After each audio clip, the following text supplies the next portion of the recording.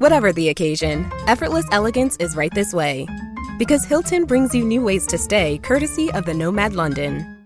And it doesn't stop at award-winning dining in a space draped in velvet and illuminated by vintage chandeliers.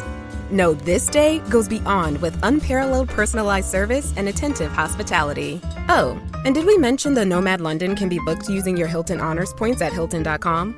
Hilton, for the stay. After Zoomies at the dog park, it's time for Drive Up at Target. In goes a big bag of kibble and one squeaky chicken toy for the good boy. Drive Up that's ready when you are, only in the Target app. Just tap Target. Hi, everybody. I have not done a Facebook Live in a while, so hello. I've been reading a lot about ChatGPT and like how bad it is for people who are struggling with not seeing things clearly because of mental health issues, and how often ChatGPT will just kind of spiral you into increasingly more intense and delusional flights of fancy. Just kind of saying that you're so smart, nobody understands you, this is why things are going well or not going well, is because you're just too brilliant to be understood. You know, I mean, even when people think that ChatGPT is being objective, it's really very affirming. When you see screenshots, the most it'll ever say is kind of, you're so complex that, you know, that you understand things differently than others, and you're so smart, and you're so this and that. So that's bad. So obviously don't use ChatGPT as your therapist. I have a whole podcast coming out about that, but also try not to go to therapy that's like that. You know, because if you're going to therapy just to get a listening ear, that's one thing, right? But make sure you know that that's what it is. You then want supportive listening, right? If all you want is supportive listening, somebody to say, that's really hard, okay, you know, like I get the role of that, that's fine. But there's a lot of people that are going into work on relationship issues, and that's a lot of what we see at my practice, right? At Best Life Behavioral Health. We do therapy and coaching, and I do myself therapy and coaching. If your therapist is like always on your side and everybody else is wrong, then your therapist just being ChatGPT, you know, and they're not challenging you. And there could be multiple reasons for that. They could have tried to challenge you and you just like can't deal with that, and you get very defensive and your guard goes up, and so then they think, okay, well, can't really do that with this person. Better that they come in than not come in and get some possibly tools to deal with what they're dealing with, but they obviously can't be challenged. Their worldview can't be challenged because they get defensive, argumentative, angry, loud, etc., right? Or they just ignore it completely. The other reason is that, you know, therapists are just people, right? So if somebody is not very experienced and is just not trained in, it's just like if you haven't had certain life experiences and you're a conflict averse person, then you may not even think that there's a different side than the one that your client is giving you, especially if you over-identify with that client. And this happens a lot with estrangement. I may be writing a book on estrangement, but either way, parents will go in and they find kind of a similar age therapist, a peer, and they basically talk about that the child is wrong, you know, and that it's a societal shift and this is a trend, and my child is just being over dramatic, and like the therapist thinks that too. So then nobody's helping that parent client look at it differently and say, what do I contribute? You know, and one thing that's super valuable for changing the frame, if you really do want an objective therapy experience, is having your spouse or your parent or like anybody go into your therapist, right? Because every time, and I do this now regularly with my own therapy and coaching clients, almost always I ask, can I have a session with your spouse? Because I didn't used to do that. It's not really how people are trained to be most of the time. As you are longer in practice, many of us start to do this, you know, start to have a session where you can assess from the horse's mouth. You can ask the spouse, so, you know, what do you think of the marriage? And frequently they will say stuff that it's not like your client was lying. They're just seeing things through their lens, right? And this is what ChatGPT does, right? It only knows the information you feed it, so it's going to make positive and affirming conclusions that put you in the best light based on what you say. And if your therapist is doing that too, then you end up kind of in an echo chamber where you feel increasingly just more and more right. Like you're just so right, and you forget that your spouse, if they came in, and you're not doing this intentionally, you're not lying, but their lens is completely different. So for example, like somebody will come in and they'll say, my spouse mistreats me, my spouse mistreats me. And if the spouse comes in, they'll say, it's been bad since he's lost his job. Client didn't even say he lost his job. Like that's obviously a dramatic example, but one that happens. Or yes, we've been in conflict ever since, I found out that he was still drinking. Client didn't say he was still drinking. And of course, these are larger examples, but there are day-to-day examples where it's just like any movie, like my favorite TV series, The Affair, right? Where you see things from one person's perspective, then you see things completely differently from the other person's perspective. Neither of them is lying. This is just how humans are. You see it from your perspective. And if your therapist does not challenge you and instead acts like ChatGPT, what's going on? And so many say, okay, well, I'm not comfortable with my spouse coming in because that's my private space. USAA knows dynamic duos can save the day, like superheroes and sidekicks, or auto and home insurance. With USAA, you can bundle your auto and home and save up to 10%. Visit USAA.com/bundle. Bundle savings are off total premium, not available in all states or in all situations. To qualify, auto policy must be active prior to property policy issue, subject to change. Restrictions apply. Membership eligibility and product restrictions apply and are subject to change. USAA means United Services Automobile Association and its affiliates, San Antonio, Texas. The new McCrispy Strip is here. Dip approved by ketchup, tangy barbecue, honey mustard, Sprite, McFlurry, Big Mac sauce, double dipped in buffalo and ranch, more ranch, and creamy chili McCrispy Strip Dip. Now at McDonald's. Ba-da-ba-ba-ba. Then don't work on the relationship, or at least don't tell yourself you're working on the relationship. It would be like going to get a massage and saying you went to the gym. Those are different activities. One of them is supposed to make you feel better, and one of them is you doing hard work. The massage can be a hard massage, but it's still not going to be running a few miles. It's just not. It's still not going to be lifting weight. So you got to decide. ChatGPT and therapy that's primarily supportive listening, that's like going for a massage. So don't go for a massage and say that you went to the gym. Because if you really want to, quote, work on the relationship, you're not working on your relationship by having somebody subjectively collude with you. Their intention is good. Your intention is good. Everybody's intention is good, but they don't act as though you could be wrong. So then you kind of forget that you could be wrong. Wrong not in some sort of moral way sometimes, but even just that your perception is uniquely yours, but does not represent kind of what any man on the street, a reasonable person, might say if they watched a video of what went on in your home.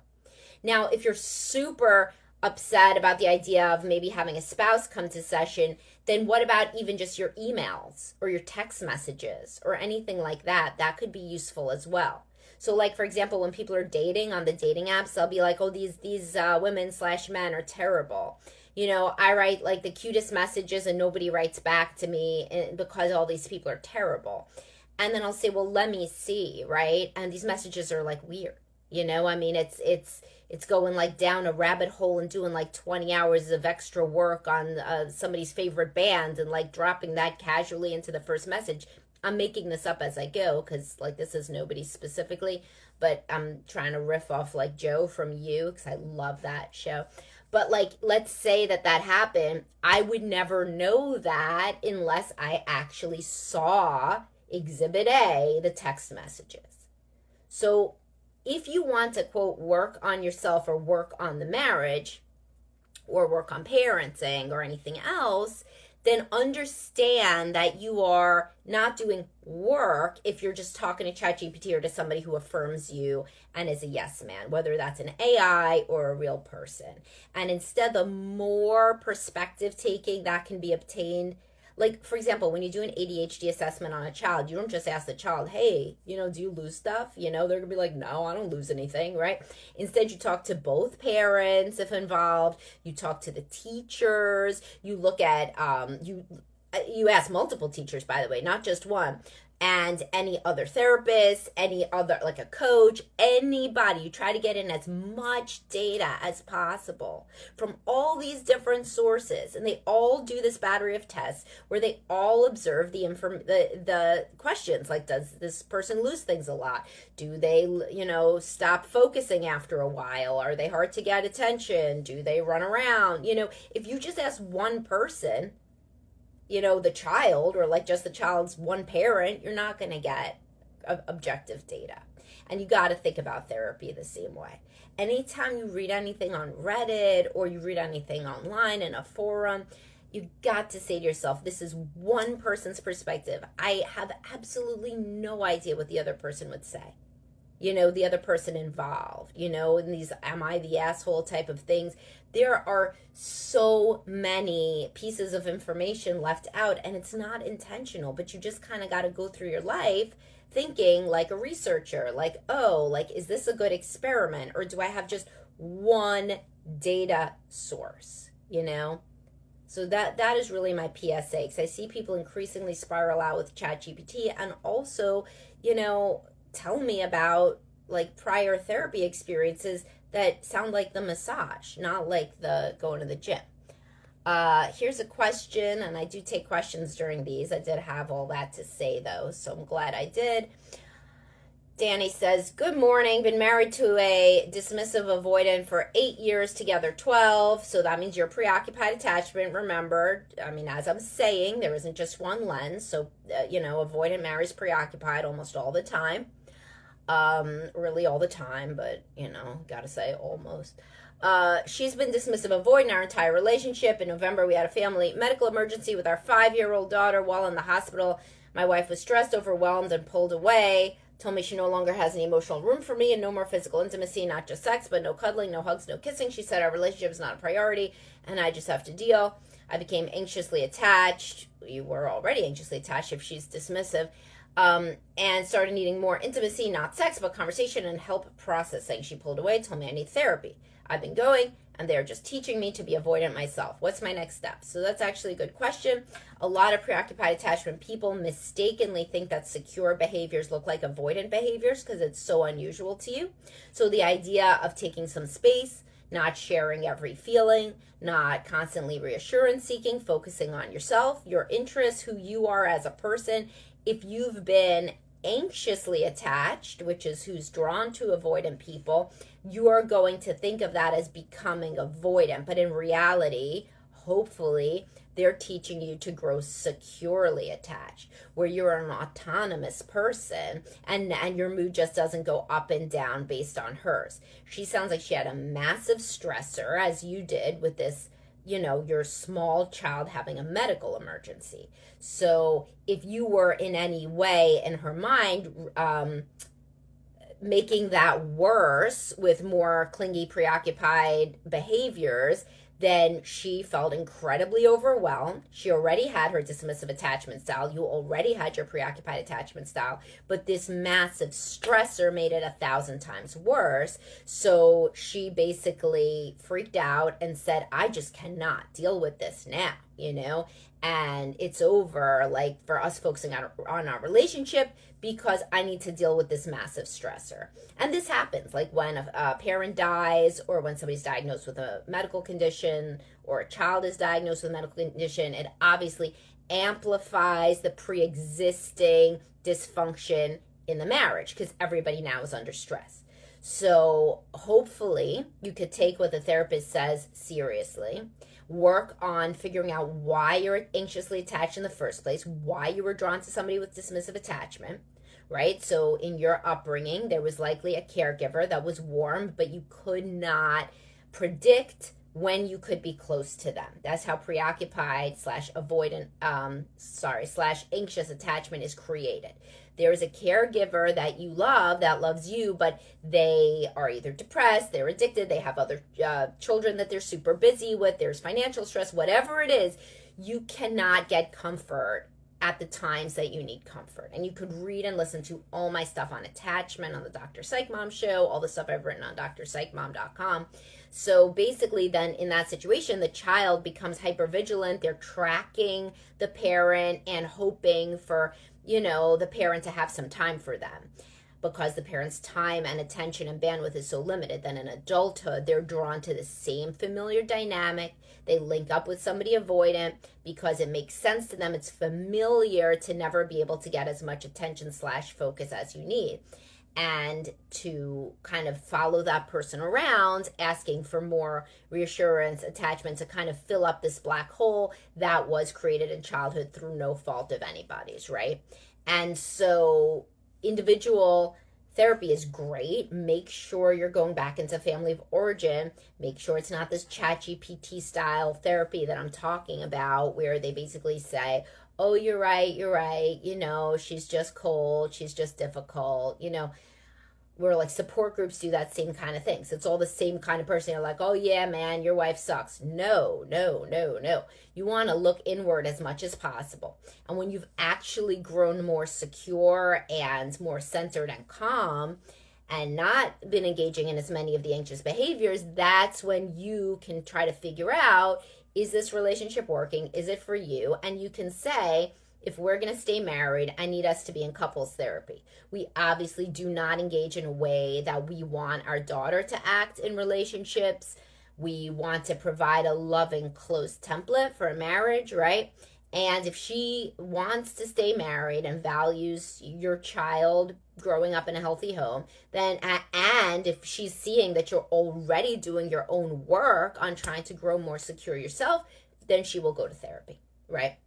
So people who say my wife won't go to couples therapy, they asked like one time, crying, hysterical, and then she's like, stop it, you need your own therapy. And it's the same for the gender inverse. If a person wants to stay married and you say that that's what you need to stay married and this is going to be good for our kids and I'm scheduling on Tuesday, they will come, unless they don't want to be married. And if she doesn't want to be married, then she doesn't want to be married, and then you have to figure that stuff out for yourself and what that looks like moving forward. All right. Hi, David. And hi to everybody who's watching. I'll probably post this as a podcast later. And if y'all have any questions, I'm here for like 5 more minutes and I can answer some questions if you have. We do have the Facebook secret group. I hope that you guys all join that. That's the blue subscribe button and it's in a comment under every post. It's automatically added with a link to the secret group. People have asked me always for years about, oh, I don't like my friends or family seeing what I post, on your page, but I want to engage on the topics. And the way to do that is to join the private secret group where the only people that see your comments are other people who are, paying. It's $4.99 a month. So it's about as cheap as you can get.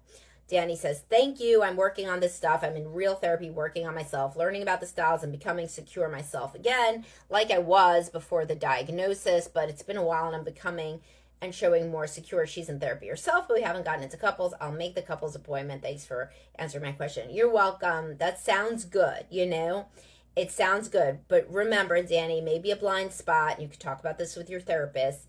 If she was dismissive for 16 years, you were preoccupied for 16 years. That's just how it works, It's they just interlock, If you were a secure guy, you wouldn't have been attracted to and stayed with a dismissive avoidant woman. Right? So the secure people don't stay with the anxiously attached or with the avoidant people. They find each other, right? They find each other.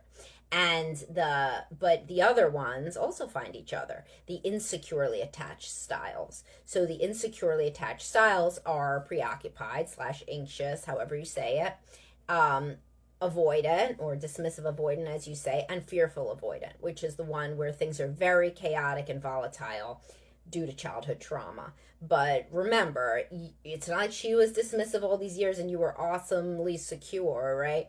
You were the pursuer, she was the distancer. That's how that rolled. You guys were interlocking. And so you got to think about not her. She didn't make you preoccupied. The medical condition didn't make you preoccupied of your daughter. Your life and your early experiences provided the template for your own attachment style that predates her. And that could be the big epiphany that allows you to move forward, really looking internally with that motivation to improve yourself versus to improve yourself so she changes. No, you want to look in at yourself, just you, like what in your early life led to that. Some people don't want to throw their parents under the bus or blame their parents. Your parents loved you. That's fine. Great. Your parents, I'm sure, are good people. However, nobody's perfect, right? So you got to feel like you have a good handle on why that stuff developed, whether it was the marriage you witnessed, how you were treated individually, birth order, their sibling stressors, financial stressors, like what was going on that took your caregiver away from you and away from giving you contingent attachment and affection when you needed it, and then made you into somebody who would seek that and try to get blood from a stone in your relationships. All right, guys, gotta go. This was useful live, hopefully. And remember, join my secret group. If you ever need therapy or coaching, reach out. My group practice is bestlifebehavioralhealth.com. You can also email me, Samantha at drpsychmom.com. I have very few slots, but I still do therapy and coaching. And I have 12 people working in my practice, therapists and coaches, people that I personally vet and that are great and that are much more affordable than me as well. And Nick here says, just a plug, as a former member, the secret group is a great place for spilling it and getting real life feedback. Not therapy, but support and perspectives in an absolute judgment-free zone. Thank you, Nick. It is. I mean, that's a really great testimonial about the group. And the group has really, I have a high bar for intelligence, and it has a lot of smart people in there. Even just a small paywall makes people so much more motivated to really engage, That's why they used to have us, even as trainee therapists, we had to charge at UMD, at the psychology clinic, the training clinic where I got my doctorate, we had to charge even $5 or $10 because if people pay for something, they feel a lot more invested than if they get it for free. And then they show up more and there's less no-shows and there's more commitment. So even just like $4.99 for the Facebook group means that people actually want to engage in there in a productive way. So there's no trolls, nothing. All right, talk to y'all soon. Bye-bye.